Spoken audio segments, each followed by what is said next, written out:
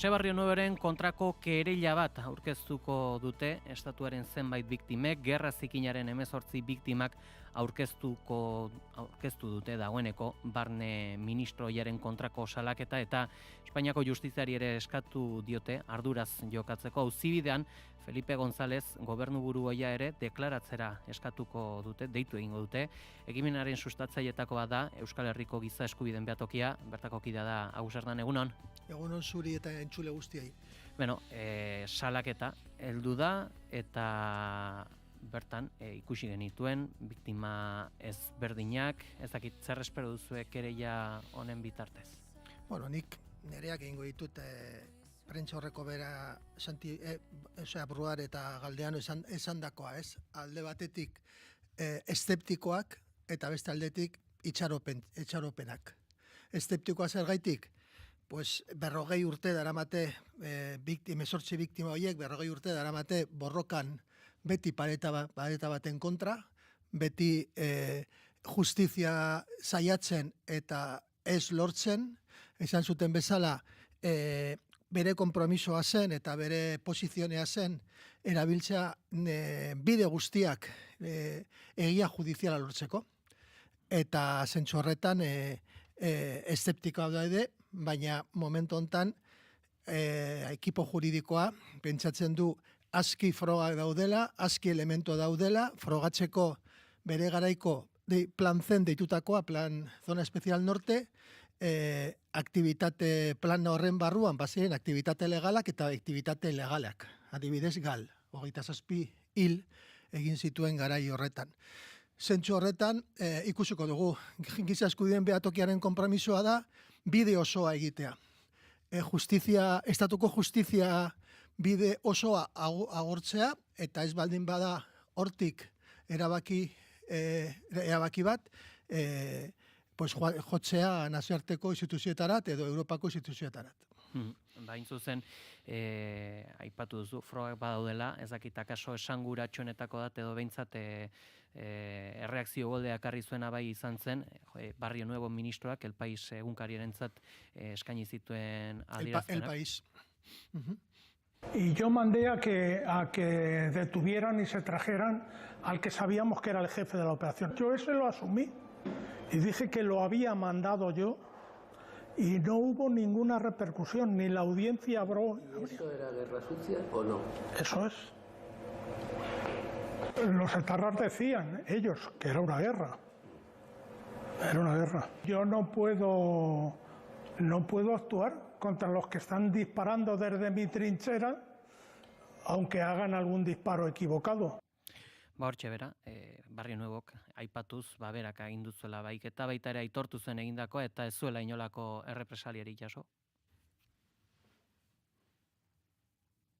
Marí estuvo detenido 9 días por un grupo de la policía española que es verdad que se equivocaron. Y efectivamente yo cuando me enteré digo que hay que soltarlo, porque claro, la alternativa de cuál era, ¿no? Y le sueltan al 9º día, lo ponen en el otro lado de la muga, como dicen ellos, y le dicen corre para adelante y da gracias a Dios si existe, ¿no? Adierazpenok, segundo Mareiren baiketaren bueltan, El País egunkariarentzat, ez dakit pentsatzen dut, honekin jo duzuela bereziki epaitegietara, ez da? Bai, eta Larretxearen inguruan, Jose Mari Larretxearen baiketaren saiakeren inguruan ere berak aitortzen du elkarrizketa berdinean. Azpimarratzekoa da, Barrionuevoren evoluzioa, ez? Bere garaian epaitua izan denean delitu konkretu batzuengatik, ez gal sortzeagatik, baina delitu konkretu batzuengatik negazionismoan jotzen zuen, beti esaten zuen ni ez naiz kulpablea eta bapatean elkarrizketa horretan autojustifikazio posizione batetara pasatu da. Horregatik ere planteatzen dugu.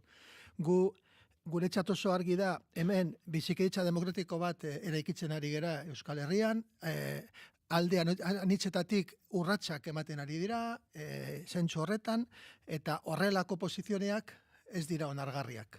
Eta gainera, esaten duen tonoarekin, arroputz bat dela erakusten du, ez?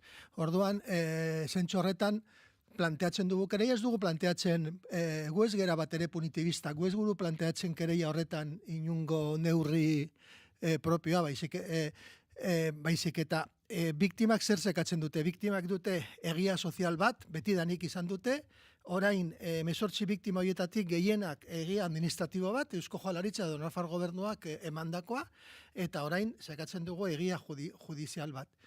Da, gaur egun, gure ustez gaur egun gelditzen den asignatura pendiente nagusietariko bat. Estatuko biktimak sufritzen duten asimetria bat, haiek esaten dute bigarren mailako biktimak edo inkluso hirugarren mailako biktimak direla, asimetriaren kontzeptuan inguruan kontsentsu bat eraikitzen aurreko legislaturan sektores berdinen artean, eta konstatazio horren inguruan asignatura pendiente hori dugu.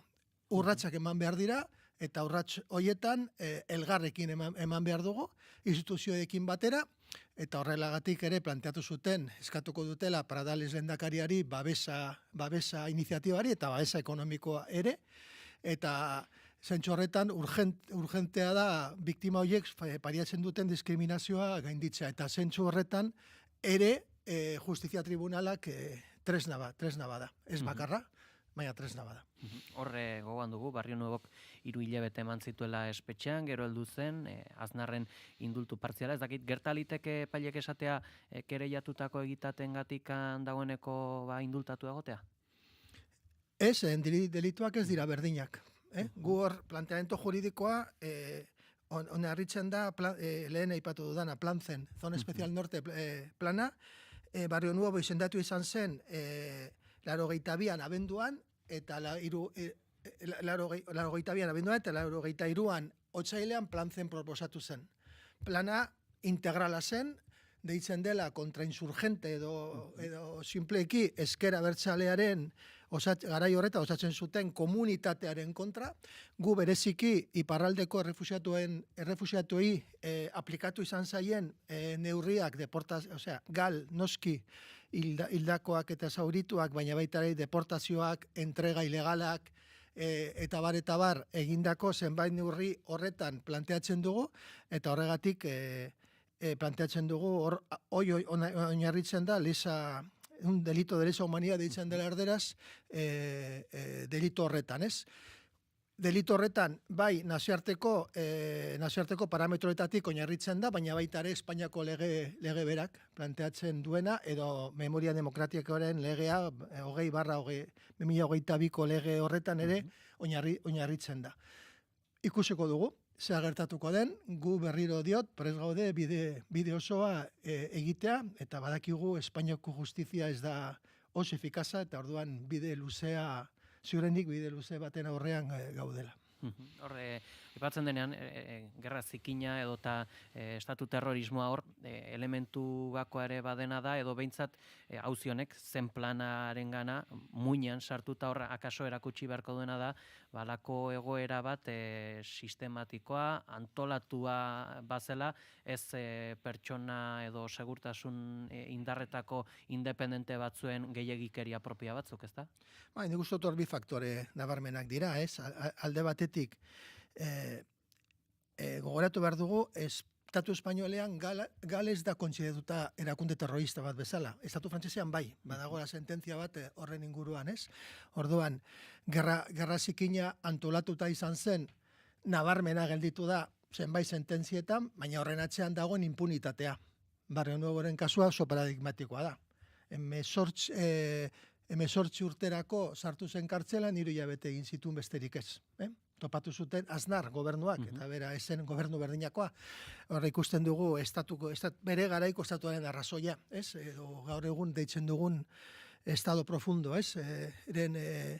Elementuak hor egon ziren, indulto bat jarri zioten, eta ero atera zuten mekanismo bat ja hirugarren hilabetetik aurrera kartzelan ez lo egitea behartuta izatea, eta horrela pasasun bere kondena, bere etxean, ez?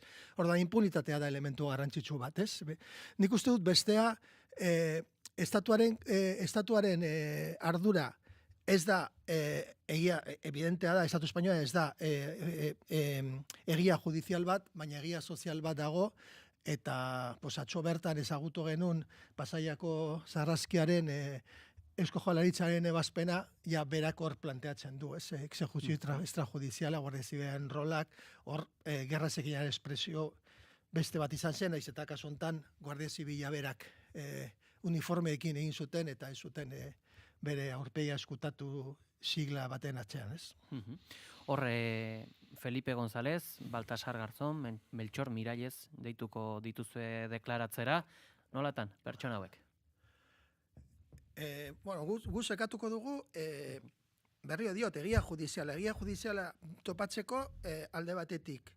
Saiatuko dugu lekukoen bitartez X famatu hori, deno dakigun hor zen X, baina X famatu hori izen abizen bat ematea. Horren inguruan ikerketa egin zuten zenbait kazetaria, aipatu izan da prentsa horrekoan Melchor Miralles, baina beste 10 bat, adibidez beraien artean Euskal Herriko zenbait kazetari ere egongo dira. Momentuz erabaki dugu lekukoen zerrenda publikoiz egitea, zeren sor daitezke horren inguruan presioak etori ezagutu dugu Euskal Herrian, zenbat presio sortzen diren gai horien inguruan eta bar, eta Baltasar Garzonek berak zenbait adierazpenak egin zituen, ipairea ja ez zelako, gai horren inguruan oso ezagurantzuak, estatuaren ardurari buruzkoak, eta bueno, zentzu horretan ikusiko dugu, lortzen baldin badugu, izango da egia lortzeko momentu garrantzitsu bat, ez? Justu lekuko gisa deklaratzea, aski berezia da, hor epailaren aurrean ezinbestean egia esan behar da, eta lekukotza faltsua emateagatik, auzibide berriak zaba daitezke. Bueno, ikusiko dugu hori Estatu Espainolean behin baino gehiagotan ikusten dugu horren inguruan lekukoak egia esatea edo ez esatea hori ikusiko dugu. Osea, guretzat hori elementu garrantzitsu bada, baina garrantzitsuena da airean jartzea estatuaren impunitatea egon den gai horren inguruan, ez? Eta gu giza eskubideen behatokia bai Josu Mujikaren kereiarekin, Txomiletamen diren kereiarekin, zau da 3. kereia martxan jartzen duguna, eta urten beste 2 edo 3 jarriko ditugun oraindik martxan, frogatzen dugu impunitatearen agerian jartzea, ez? Deno dakigu impunitatea bat egon dela, baina oso garrantzitsua da gure memoriaren dako elementu integral bat ematea, jendea ulertzea, nola jokatu zen estatua garai luze horretan, zeren Josu Mujika edo Txomiletamendi 50 urtean hil zen. Josu Mujika 76an, eta horrari gera Barrio Nuevorekin 78ko epean. Hor ikusten da, estatuaren aldetik kontinuitate lerro bat egon dela. Praktika eta egiteko manerak permanenteak esan dira, dibidez torturaren inguruan, edo Josu Mujikaren kasuan, edo Pasaiako sarraskiarena, nahiko antzekoak dira. Osea, zelada bat montatu zuten Madrilen edo Pasaian, eta ondorioak hor daude. Ordan hor ikusten da, praktika koherente, komien artean, eta barkatu, egon dela, eta estatuak horren inguruan impunitate osoz jokatu duela. Gu behin baino gehiagoetan esaten dugu, hor batean, egun batean oheratu ziren frankistak zirenak, eta ondoko egunean esnatu demokratak, hori ez da posible izan. Ordan praktikak segitu zuten. Azken torturaren kasua ez da inzarra, ez? Eta horren inguruan, importantea da jarraipen lerro hori erakustea, eta ze praktikak egon diren, praktika bastante antzekoak, 76an edo Pasaiako sarraskiaren kasuan, adibide bat emateko, zera gaur aktualitatean dago. Hor, Edurne Brogard, Aixun Lasa, eta 18raino luzatzen den estatu terrorismoaren, estatuaren biktima ezberdinak, nola sentitzen dira beraiek? Hor egon dira bi jarrera, guztiekin egon gara, banan, eta gero Bilbon prentxorreko eman baino lehen, hor zirenekin bilera bat egin genuen, abokatuekin, eta batzuk pereza handiarekin. Gaur egun gauden egoera bat, baina momentu berean, beste batzuk, adibidez, Bego Galdeanorekin egon ginenean, bera esan zuen, bazen garaia. Nik horrekin nik uste dut irakusten du bi poziziona. Eta egon dira biktima batzuk, ez dut esango noski bere izena bizenak, baina erabaki dute sartzea.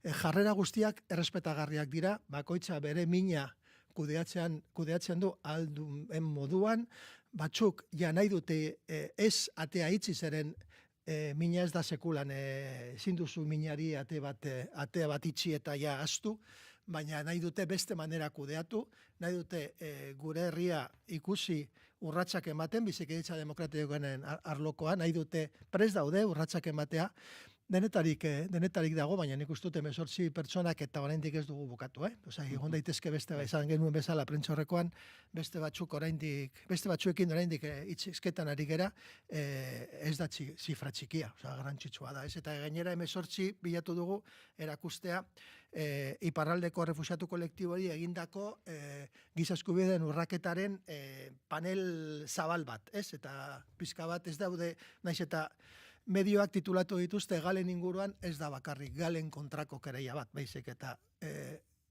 iparraldeko refuxiatuen kontrako estrategia horren barruan egin ziren basakeri guztien kontra. Horre baita ere, adierazpen hauek lehen entzun ditugun Barrio Noberen adierazpenak entzun nostean erreakzioak egon ziren, erreakzio politiko ezberdinak, horre Inigo Urkullu okerrez banago lehendakariak ere laguntza ekonomiko eskaini zuen, eskatu duzu, Pradales lehendakariari laguntza ekonomikoa, zentzu honetan zer espero daiteke? Bai, ondoko orduetan kereia ja pausatu izango da Madrilen, eta horrekin eskutan Egiarizor Fundazioak asmoa du Pradalesengana jotzea eta bueno, eskatzea ia bat egiten du bere garaian Inigo Urkullu lehendakari ohiak hartu zituen konpromisoarekin. Espero dute, esan duten bezala, espero dute bide luze horretan euskal instituzioen babesa izatea. Horre, Josu Mujikaren hilketagatik kereia kriminala jarri duzue, baita ere Txomin Letamendiren torturengatik, bi auzi hauek nola daz? Pues onartu izan dira tramitera eta garrantzitsua da, hor esan genuen bezala, garrantzitsua da, zeren Estatu Espainolean 20/2022ko legearen barruan 120 kereia jarriak izan dira, aurkeztuak izan dira, horietarik 115 barbaridade bat ez estatua izan dira, eta 5 izan dira onartuak, horietarik 2 gureak. Esaten den bezala, 2 de 2, pues, gure balantze nahiko positiboa da zentzu horretan. Hor sortua izan zen, eta orain frakturatzen ari da pixka bat, sortu izan zen bunker juridiko bat. Bunker juridiko bat, eta txoke balizko legitimitate txoke bat.